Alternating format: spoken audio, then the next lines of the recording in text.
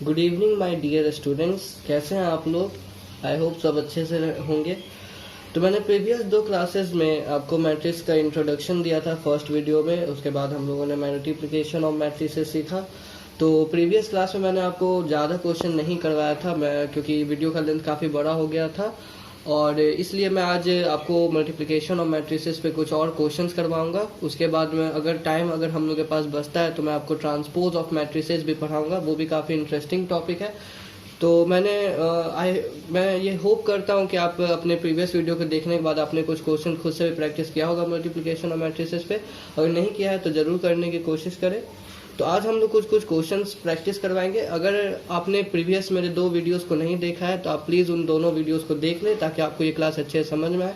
वो दोनों वीडियोस भी काफ़ी अच्छे थे। मैं उनका लिंक आपको डिस्क्रिप्शन में शेयर कर दूंगा। इस वीडियो के डिस्क्रिप्शन में भी दोनों वीडियोज़ का लिंक शेयर कर दूंगा। आप प्लीज़ उन दोनों वीडियोज़ को भी ज़रूर देखें। तो खैर ज़्यादा समय वेस्ट नहीं करते हुए आज हम लोग अपना आज का क्लास स्टार्ट करते हैं। तो आज हम लोग मैट्रिक्स मल्टीप्लिकेशन और मैट्रिक्स पे कुछ क्वेश्चन करने जा रहे हैं। तो पहला जो क्वेश्चन है वो आपके सामने स्क्रीन पे है। If A is equal to, हम लोग के पास एक मैट्रिक्स दिया गया है 3 - 5 - 4 2। तो हम लोग को ये शो करना है a² - 5a - 49 is equal to ओ। यानी ये ओ यहाँ पे एक नल मैट्रिक्स है जिसको हम लोग जीरो मैट्रिक्स भी कहते थे। ये क्वेश्चन CBSE 2004 में पूछा गया था, इसलिए मैंने ब्रैकेट में लिख भी दिया है। तो चलिए इस क्वेश्चन को सॉल्व करते हैं। तो यहाँ पे हम लोग को a² निकालना है। तो मैंने आपको बतलाया था इसको निकालने का तरीका, तो आप उसको a × a करके लिख सकते हैं। तो पहले हम लोग 3 - 4 - 5 2 लिख लेंगे a मैट्रिक्स, और फिर से a मैट्रिक्स लिख लेंगे 3 - 4 - 5 2।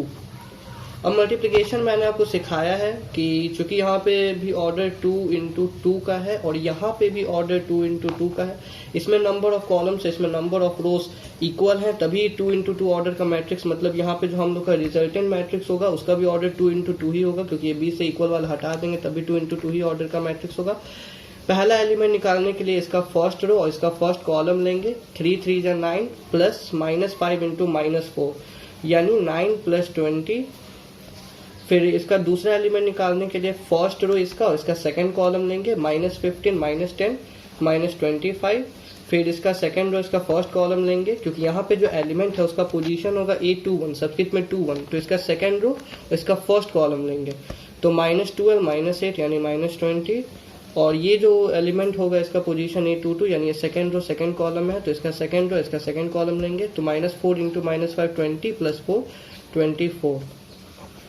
मैं एक बार इसको फिर से लिख लेता हूँ अच्छे से। ये 29 हो जाएगा, ये -25 है, ये -20 है, ये 24 है।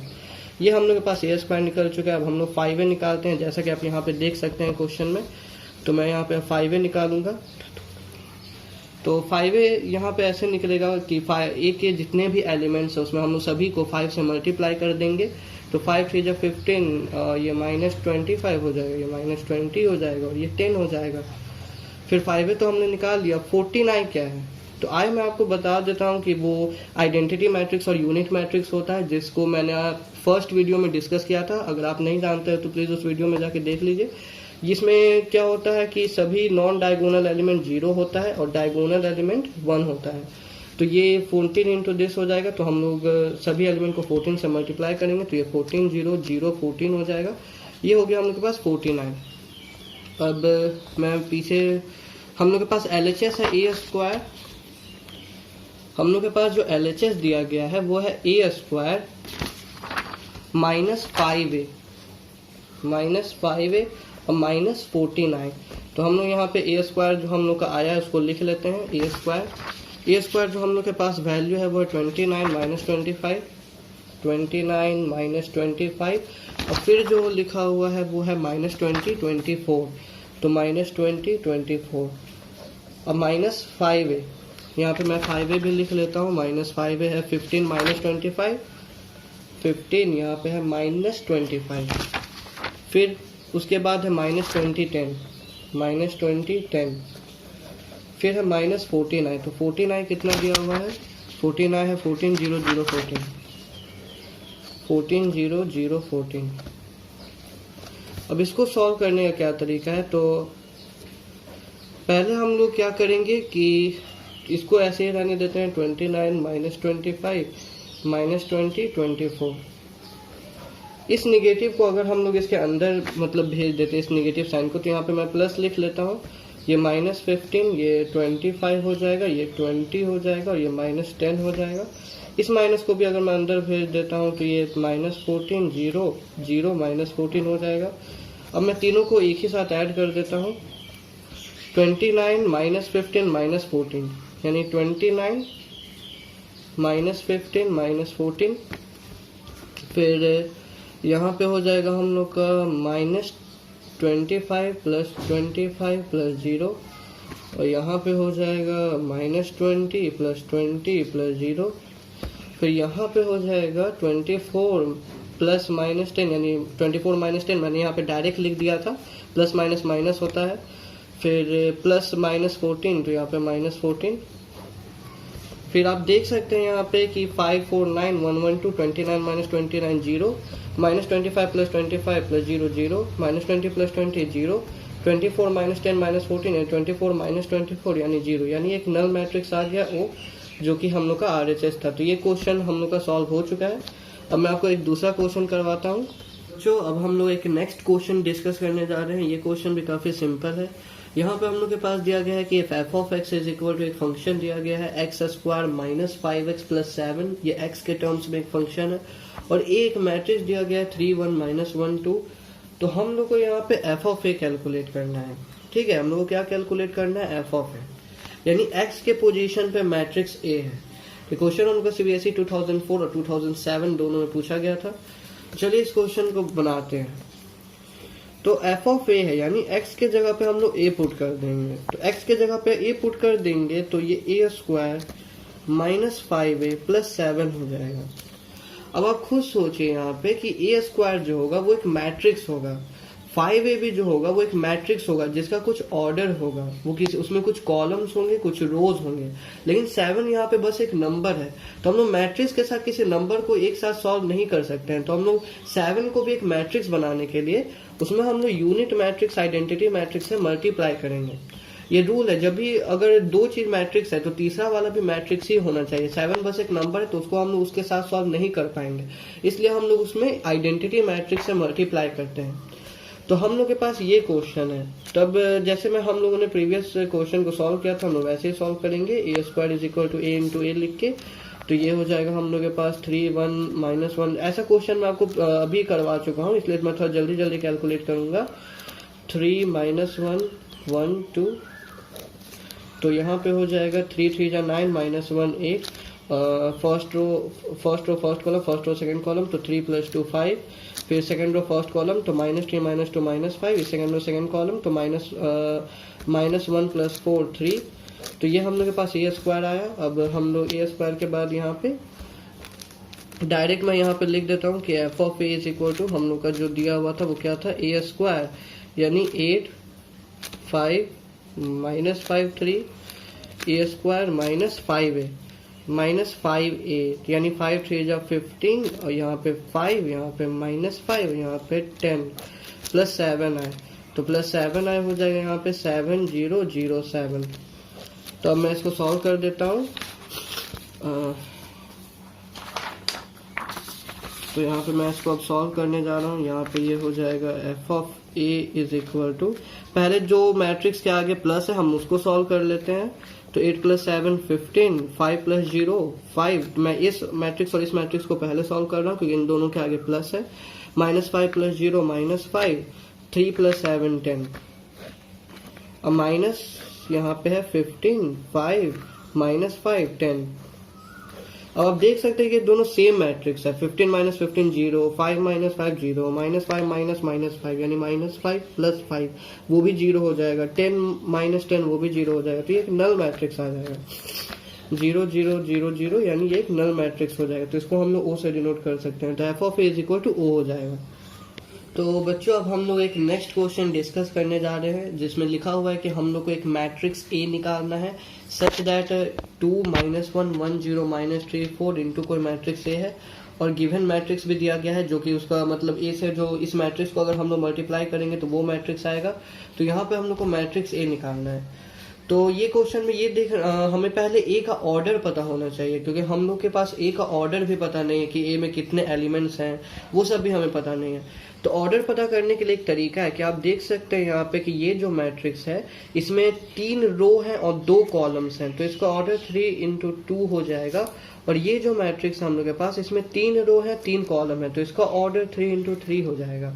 अब ये मल्टीप्लिकेशन तभी पॉसिबल रहा होगा जब इसमें जितने नंबर ऑफ कॉलम्स हैं उतने ही ए में रोज हो, यानी ए का जो नंबर ऑफ रोज है वो 2 हो जाएगा, और मतलब इसमें जितने नंबर ऑफ कॉलम्स हो उतने ही इसमें रोज हो, ठीक है। और यहाँ पे ये जो मैट्रिक्स आया है 3×2, जैसे कि ये अगर ये दोनों सेम है, अगर ये दोनों सेम है तभी 3×3 यानी ये 3 रहा होगा, तब तो ये दोनों सेम होगा, इसका नंबर ऑफ कॉलम्स है इसका नंबर ऑफ रो सेम होगा, और आने वाला मैट्रिक्स 3×3 ऑर्डर का होगा, यानी ये ए का ऑर्डर 2×3 हो जाएगा।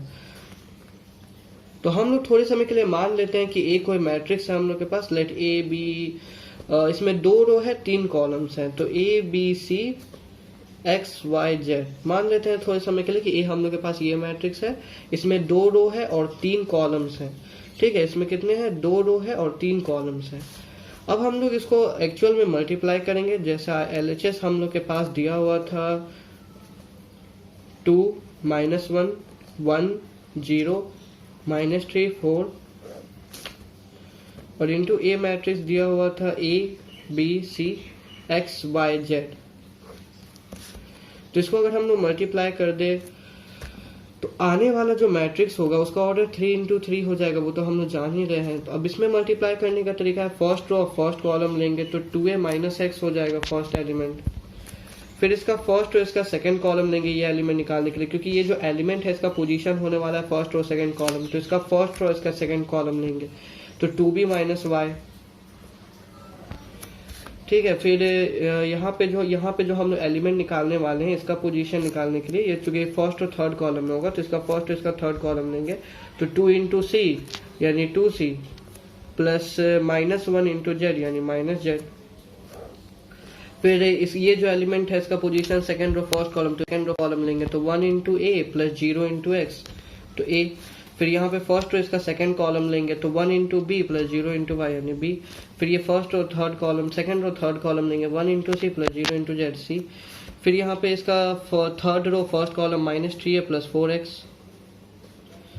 फिर यहाँ पे थर्ड रो और सेकंड कॉलम लेंगे तो -3B प्लस 4Y। फिर third row third column -3C plus 4Z। अब ये LHS है और RHS हम लोग को दिया गया है, RHS हम लोग को पास दिया गया है -1 -8 -10 1 -2 और -5 9 2 2 15, और दिया हुआ है कि ये और ये आपस में इक्वल है, LHS is equal to RHS है, क्योंकि यहाँ पे ये दोनों इक्वल हैं। तो अगर हम लोग कंपेयर कर दे तो कंपेयर करेंगे तो आप देख सकते हो A के जगह पे 1 है तो हम लोग लिख सकते हैं A 1 हो जाएगा, B के जगह पे -2 है तो B -2 हो जाएगा, C -5 हो जाएगा, और यहाँ पे जो 2A - X है ये -1 के इक्वल है, तो यहाँ पे 2×A यहाँ पे कितना है 1 दिया गया है ना, तो 2×1 2 हो जाएगा, तो 2 - X -1 तो 2 + 1 3 = X। फिर यहाँ पे जो सेकंड दिया हुआ है वो है 2B - Y जो कि यहाँ पे -8 के इक्वल है। फिर यहाँ पे B का वैल्यू रख देते हैं -2, तो 2×2 -2 -4 -Y -8 तो -4 + 8 यानी 4 = Y। फिर यहाँ पे जो हम लोग का थर्ड दिया हुआ है वो है 2C - Z = -10, और यहाँ पे C रखा गया है -5 तो 2× -5 यानी -10 - Z -10 -10 + 10 यानी Z = 0 हो जाएगा। अब हम लोग चाहे तो इस A मैट्रिक्स को लिख सकते हैं, ये A मैट्रिक्स हो जाएगा हम लोग का A 1 B -2 C -5 X 3 Y 4 Z 0। रुकिए मैं एक बार आंसर मिला देता हूँ इसका, 1 -2 -5 3 4 0 है। Yes, this is the correct answer. Next question यहाँ पे डिस्कस करते हैं, जिसमें दिया हुआ है कि A हम लोग के पास एक मैट्रिक्स है 0 - tan α/2 tan α/2 0, और I जो है वो एक आइडेंटिटी मैट्रिक्स है, I is the identity matrix of order 2 जिसका ऑर्डर 2 है। तो हमको ये शो करना है कि i plus A is equal to I minus A into cos alpha minus sine alpha cos alpha.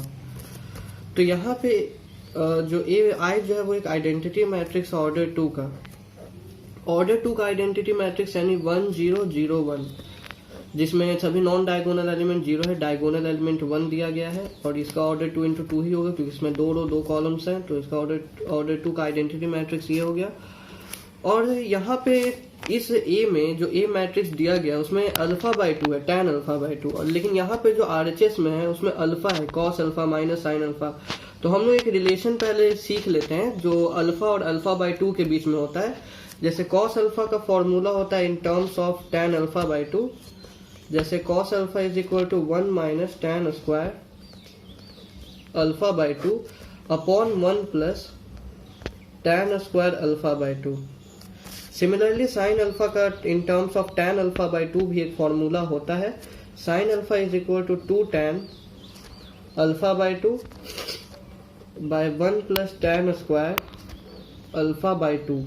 ये दो फॉर्मूला होता है। ये यहाँ से आया कि जैसे हम लोग जानते हैं कि cos 2 theta 1 minus tan square theta 1 minus tan square theta by 1 plus tan square theta होता है। तो यहाँ पे cos थीटा अगर होगा तो 1 minus tan square theta by 2 by 1 plus tan square theta by 2 हो जाएगा। वैसे ही sin 2 थीटा का भी फॉर्मूला होता है 2 tan थीटा। ये 11th में पढ़ना है, मैं उस पर भी वीडियो बनाऊंगा। अभी पहले मैं क्लास 12th कंप्लीट कर लूंगा, उसके बाद हम लोग क्लास 11 पे भी वीडियोस बनाएंगे, तो उसमें मैं ये पूरे डिटेल में पढ़ाऊंगा, इनका डिराइवेशन भी बतलाऊंगा आपको। तो sin 2 थीटा होता है 2 tan theta by 1 plus tan square theta. फिर ये दो फॉर्मूला हो गया। तो अगर मैं यहाँ पे cos alpha is equal to ये हो चुका है, तो अगर मैट्रिक्स का हम लोग सॉल्व कर रहे हैं तो उसमें tan अल्फा बाई 2 अगर हम लोग यहाँ पे लिखते हैं 1 minus tan square alpha by 2 by 1 plus tan square alpha by 2, तो थोड़ा बड़ा लिखना होगा। इसलिए मैं tan अल्फा बाई 2 को थोड़े समय के लिए कुछ अल्फाबेट मान लेता हूँ, क्योंकि अगर हम लोग यहाँ पे मैट्रिक्स में सॉल्व करेंगे, यहाँ पे लिखेंगे 1 minus tan square alpha by 2 by 1 plus tan square alpha by 2, फिर साइन में भी उतना, फिर इसमें भी, तो बहुत बड़ा लिखना होगा। इसलिए यहाँ पे tan अल्फा बाई 2 को थोड़े समय के लिए एक अल्फाबेट मान लेते हैं। तो लेट tan अल्फा बाई 2 को थोड़े समय के लिए हम लोग x मान लेते हैं। tan अल्फा बाई 2 को थोड़े समय के लिए x अगर मान लेते हैं, तो अब LHS क्या है हम लोग के पास? LHS दिया गया, अब यहाँ पे देख सकते हैं i प्लस ए। तो i तो आइडेंटिटी मैट्रिक्स है 1 0 0 1, और a जो मैट्रिक्स है वो है 0 माइनस tan अल्फा बाई 2, जिसको हम लोग x माने हैं। तो हम लोग यहाँ पे लिख सकते हैं ये 0 माइनस tan अल्फा बाई 2 यानी minus x, tan alpha by 2 यानी x, और वो 0 यहाँ पे आप देख सकते हैं।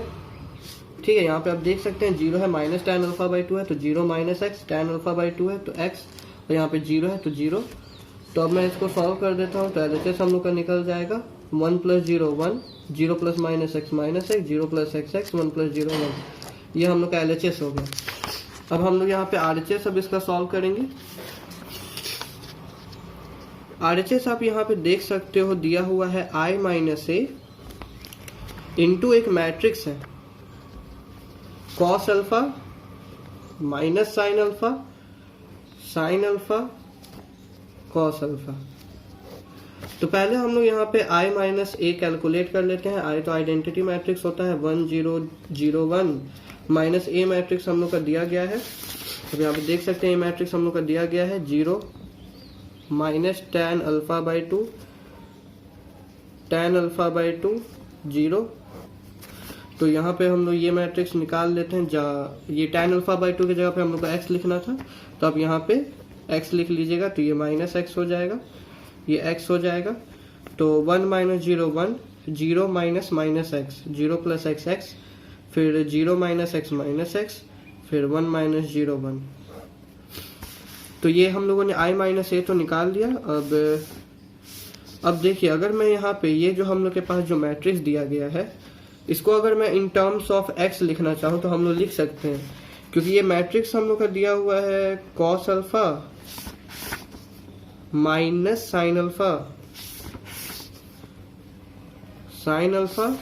cos alpha. तो यहाँ पे अगर हम लोग इसका tan अल्फा बाई 2 वाला फॉर्मूला लिखे तो जान रहे हैं हम लोग कि कॉस अल्फा होता है 1 minus tan square alpha by 2, तो 1 minus x square upon 1 plus tan square alpha by 2, तो 1 प्लस एक्स स्क्वायर। फिर माइनस साइन अल्फा का फॉर्मूला होता है 2 tan alpha by 2 upon 1 plus tan square alpha by 2। Sign alpha का formula होता है 2 tan alpha by 2 by 1 plus tan square alpha by 2, क्योंकि मैंने टैन अल्फा बाई 2 को एक्स माना है। कॉस अल्फा को 1 minus tan square alpha by 2 upon 1 plus tan square alpha by 2। तो ये हम लोग के पास ये वाला मैट्रिक्स हो गया। अब आरएचएस जो हम लोग का दिया हुआ था वो इन दोनों का मल्टीप्लिकेशन है, इस मैट्रिक्स का और इस मैट्रिक्स का। तो 1x और इस मैट्रिक्स का मल्टीप्लिकेशन है।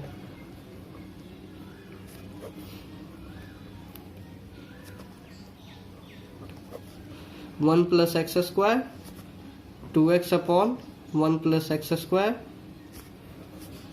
1 minus x square upon 1 plus x square. तो इसको अब हम लोग मल्टीप्लाई करेंगे। तो अब देख सकते हैं फर्स्ट रो फर्स्ट कॉलम हम लोग लेंगे फर्स्ट एलिमेंट के लिए। तो 1 into this plus x into this, तो 1 इंटू दिस तो यही हो जाएगा, प्लस एक्स इंटू दिस, तो प्लस एक्स इंटू 2x करेंगे तो यहाँ पे 2x स्क्वायर हो जाएगा। फिर यहाँ ये जो एलिमेंट है फर्स्ट रो सेकंड कॉलम में है, तो फर्स्ट रो सेकंड कॉलम लेंगे। 1 इंटू दिस तो यही हो जाएगा, तो minus 2x upon 1 plus x square. ठीक है, अब प्लस x इंटू दिस लेंगे तो प्लस x ब्रैकेट में 1 minus x square upon 1 plus x square. फिर सेकेंड रो फर्स्ट कॉलम लेंगे, यानी माइनस एक्स इंटू दिस, यानी minus x into 1 minus x square upon 1 plus x square plus 1 into this, तो plus 2x upon 1 plus x square. फिर हम लोग this into this करेंगे तो ये माइनस माइनस प्लस हो जाएगा, और ये एक्स एक्स यहाँ पे 2x square upon 1 plus x square plus 1 into this यही रहेगा 1 minus x square upon 1 plus x square. अब हम लोग इसको सॉल्व करते हैं। तो सॉल्व कर लिए थे अपने क्वेश्चन को, अब इसके आगे हम लोग सॉल्व कर रहे हैं। तो यहाँ पे जो हम लोग का देखिए एलसीएम हो जाएगा 1 plus x square 1 plus x square, तो 1 प्लस एक्स स्क्वायर ही एलसीएम हो जाएगा। फिर ये तो 1 हो जाए तो 1 into 1 minus x square 1 minus x square ही हो जाएगा, और ये 1 प्लस एक्स स्क्वायर है, this divide this 1 into 2x square 2x square ही हो जाएगा, तो 1 minus x square plus 2x square, तो यानी 1 प्लस एक्स स्क्वायर हो जाएगा। मैं यहाँ पे थोड़ा शॉर्टकट कर रहा हूँ, आप अच्छे सॉल्व कर लीजिएगा। फिर यहाँ पे भी एलसीएम आप देख सकते हैं कि 1 प्लस एक्स स्क्वायर ही हो जाएगा, तो minus 2x plus x into 1 यानी x, यानी माइनस 2x प्लस एक्स यानी माइनस एक्स, और यहाँ पे हो जाएगा plus minus minus x cube. फिर यहाँ पे अगर हम लोग एलसीएम लें तो यहाँ पे भी एलसीएम 1 प्लस एक्स स्क्वायर ही होगा। ठीक है, माइनस एक्स प्लस 2x यानी x हो जाएगा, और minus minus plus x cube. फिर यहाँ पे भी एलसीएम 1 प्लस एक्स स्क्वायर ही हो जाएगा, 2x square plus 1 minus x square, 2x square minus x square यानी एक्स स्क्वायर प्लस 1। ठीक है, अब हम लोग इसको थोड़ा सॉल्व कर देते हैं। तो ये तो 1 हो जाएगा, 1 plus x square 1 plus x square cancel 1। यहाँ पे अगर हम लोग माइनस एक्स कॉमन ले लेते हैं तो 1 प्लस एक्स स्क्वायर ही होगा, यानी ये माइनस एक्स हो जाएगा, क्योंकि ऊपर नीचे कैंसिल हो जाएगा। यहाँ पे x कॉमन ले लेते हैं तो 1 प्लस एक्स स्क्वायर यानी x हो जाएगा, ये तो 1 हो ही चुका है, 1 plus x square 1 plus x square. तो ये हम लोग का RHS आ रहा है। अब अगर हम लोग LHS से मिलाएं इसको, जो हम लोग के पास LHS गिवन था, तो हम लोग देख सकते हैं कि जो हम लोग के पास LHS आया था वो था 1 माइनस एक्स एक्स 1, और यहाँ पे जो हम लोग के पास RHS आ रहा है वो भी इतना ही आ रहा है 1 minus x x 1। Hence LHS is equal to RHS proved।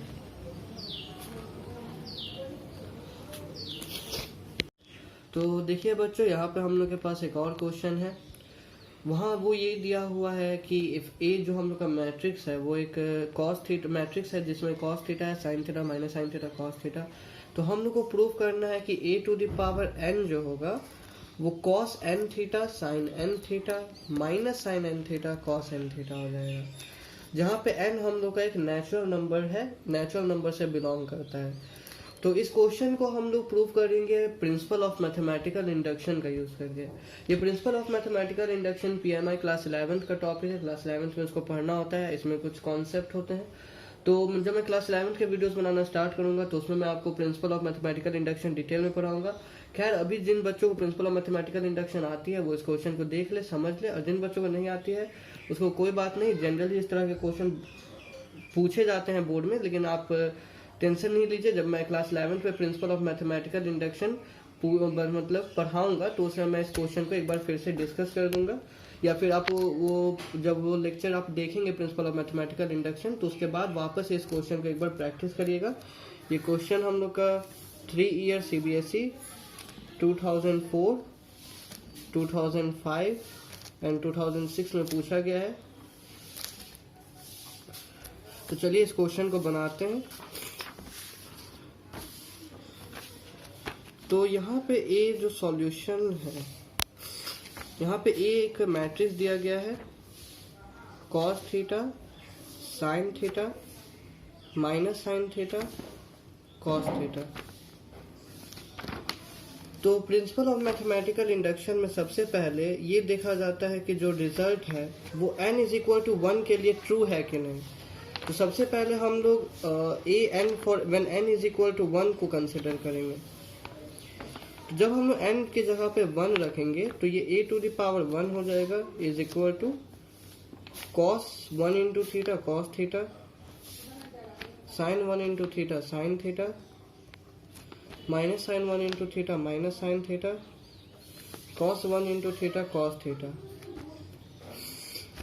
तो देखिए a⁻ जब n के जगह पे हम लोग 1 रख रहे हैं तो ये रिजल्ट आ रहा है, और हम लोग का ए मैट्रिक्स दिया हुआ है कि cos थीटा है sin थीटा है माइनस sin थीटा है cos थीटा है, यानी जो रिजल्ट है वो सही है। द रिजल्ट इज ट्रू, ये रिजल्ट जो है वो ट्रू है n=1 के लिए। फॉर n=1 के लिए रिजल्ट ट्रू है। उसके बाद प्रिंसिपल ऑफ मैथमेटिकल इंडक्शन में ये किया जाता है कि रिजल्ट को ट्रू मानेंगे हम लोग किसी भी वैल्यू k के लिए, जहाँ पे k एक नेचुरल नंबर से बिलोंग करेगा, हम लोग रिजल्ट को ट्रू मानेंगे। Let the result be true for n=k। हम लोग मान लेते हैं कि जो रिजल्ट है वो ट्रू है फॉर n= समथिंग k, जहाँ पे k एक नेचुरल नंबर से बिलोंग करता है। तो a⁻k हो जाएगा हम लोग का। ये हम लोग मान रहे हैं कि ऐसा ट्रू है, ये सही है, ये हम लोग ऑलरेडी मान रहे हैं कि ऐसा होगा, ये सही है।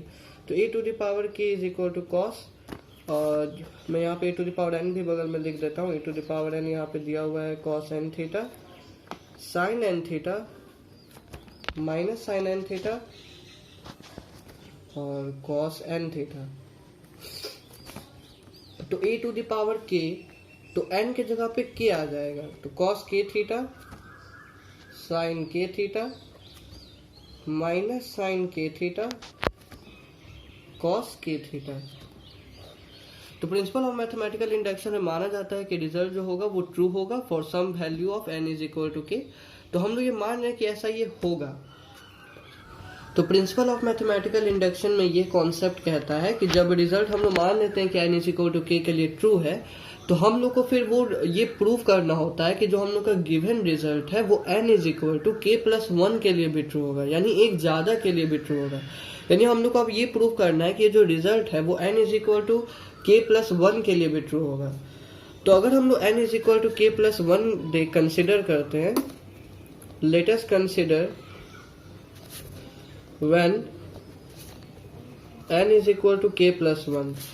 तो अगर a⁻k+1 है तो इसको हम लोग लिख सकते हैं a⁻k। मेरे हिसाब से तो लिख सकते हैं, क्योंकि जब बेस सेम होता है तो जब वो मल्टीप्लाई में हो तो पावर ऐड होता है। तो अगर इसको हम लोग ये लिखे और या इसको हम लोग ये लिखे, वो दोनों सही है। तो a⁻k। अब a मैट्रिक्स हम लोग के पास गिवन था cos थीटा sin थीटा, ये वाला, तो cos theta sin theta by the sin theta cos theta, और a⁻k वाला जो मैट्रिक्स है वो ये है cos k theta sine k theta minus sine k theta cos k theta. तो अब हम लोग इसको मल्टीप्लाई करेंगे जैसा हम लोग का रूल कहता है कि पहला एलिमेंट निकालने के लिए फर्स्ट रो और फर्स्ट कॉलम लेंगे, यानी cos theta into cos k theta plus sine theta into minus sine k theta. तो यानी ये माइनस हो जाएगा, plus minus minus sine theta sine k theta. उसके बाद ये एलिमेंट निकालने के लिए हम लोग फर्स्ट रो सेकंड कॉलम लेंगे, तो cos theta sine k theta, space नहीं है ज़्यादा, तो cos theta sine k theta plus sine theta cos k theta. फिर हम लोग सेकेंड और फर्स्ट कॉलम लेंगे, तो माइनस में हो जाएगा ये क्या, माइनस में sign theta cos k theta, फिर ये और ये लिया था ना हम लोगों ने, तो ये प्लस माइनस माइनस ही हो जाएगा, cos theta sine k theta.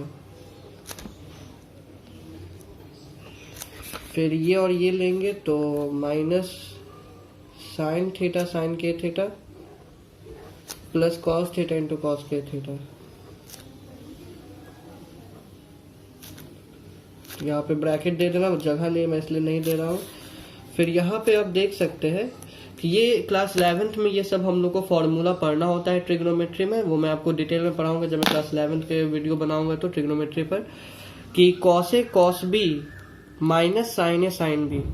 तो ये इसका फॉर्मूला है, cos A cos B minus sign A sine B cos A plus B का फॉर्मूला होता है। तो ये हम लोग का हो जाएगा थीटा प्लस के theta. Cos A plus B का फॉर्मूला होता है cos A cos B minus sign A sine B. फिर यहाँ पे अगर हम लोग देखें तो साइन ए कॉस बी ये फॉर्मूला होता है, ये इसको हम लोग ए मान रहे हैं, इसको बी मान रहे हैं, तो sign A cos B plus cos A sine B, तो साइन ए प्लस बी का ये फॉर्मूला होता है। फिर यहाँ पे अगर हम लोग माइनस कॉमन ले ले तो यहाँ पे हो जाएगा sign theta cos k theta plus cos theta sine k theta. तो यहाँ पे भी वो फॉर्मूला लगेगा, इस बार इसको ए अगर मानते हैं, sign A cos B plus cos A sine B, तो साइन ए प्लस बी और माइनस हम लोगों ने कॉमन लिया था। फिर यहाँ पे प्लस अगर इसको हम लोग पहले लिखते हैं तो ऐसे देख सकते हैं कि cos A cos B minus sign A sine B, तो ये cos A cos B minus sign A sine B cos A plus B का फॉर्मूला होता है। तो ये इसी का फॉर्मूला है थीटा प्लस के थीटा। तो अगर आप यहाँ पे देखें तो हम लोग लिख सकते हैं कॉस के प्लस वन कॉमन, थीटा अगर कॉमन ले ले तो के प्लस वन हो जाएगा, साइन यहाँ पे भी अगर थीटा कॉमन ले ले तो k plus one into theta, minus sine k common k plus one common, मतलब थीटा कॉमन ले ले तो के प्लस वन हो जाएगा, और कॉस यहाँ पे थीटा अगर कॉमन ले ले तो के प्लस वन हो जाएगा। मैं थीटा आगे लिख रहा हूँ, कॉमन जैसे आप जनरली लोगे तो पीछे होगा। तो ये हो गया हम लोग के पास। अब हम लोग देख सकते हैं कि यहाँ पे a to the power n था तो cos n थीटा था, और यहाँ पे हम लोग क्या निकाल रहे थे, a to the power k plus one निकाल रहे थे, तो cos k प्लस वन है। तो आप लोग यहाँ पे देख सकते हैं कि जहाँ a to the power n था तो cos n थीटा था, a to the power k plus one है तो cos k प्लस वन थीटा है, फिर a to the power n था तो sin n थीटा था, a to the power k plus one है तो sin k प्लस वन है, फिर minus sin k plus one है, cos k प्लस वन है। तो यानी ये जो रिजल्ट है वो हम लोगों ने प्रूव कर दिया कि वो जो रिजल्ट है वो ट्रू है k प्लस वन के लिए भी। तो हम लोग यहाँ पे लिख सकते हैं thus the result is true for n is equal to k plus one. तो हम लोग आखिर में ये लिखा जाता है प्रिंसिपल ऑफ मैथमेटिकल इंडक्शन के लिए कि the result is true for n is equal to k plus one whenever, तो मतलब रिजल्ट ट्रू है, n is equal to k plus one के लिए ट्रू है जब भी हम लोग उसको ट्रू मानते हैं, whenever it is true for n is equal to k के लिए जब भी उसको ट्रू मानते हैं तो n is equal to k plus one के लिए ट्रू आ रहा है रिजल्ट। यानी प्रिंसिपल ऑफ मैथमेटिकल इंडक्शन से हम लोग कह सकते हैं कि हेंस वी हैव कि a to the power n, ये जो रिजल्ट दिया हुआ था हम लोग को वो ट्रू है, cos n थीटा